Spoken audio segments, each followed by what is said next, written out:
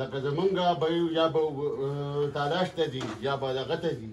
نو به موږ به څه کوو موږ به په اوسکۍ کا کوټه کې به چوکیداري کوو که په بار به چوکیداري کوو ښه د هغې نه بعد چې کوم دی زمونږ چې که دا د پی ټي آی مشر دی که دا د بل مشر دی دا راځي د ماشومانو سره میلاویږي او بیا ځي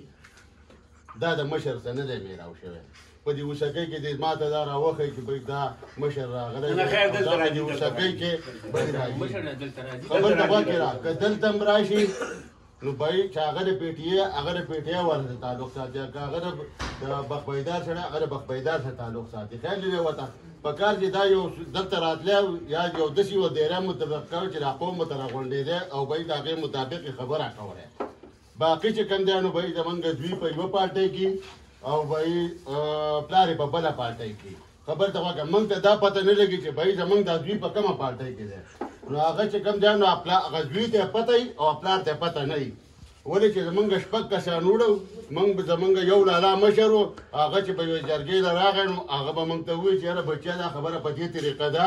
او دا داسې وشوه وایي داسې شی چې بهی هغه کشر ته پته وي او هغه مشر ته پته نه وي نو چې هغه خبرېږي نو ډېر وخت پکې لږه لګي باقي دغه شی پیدا کړی دی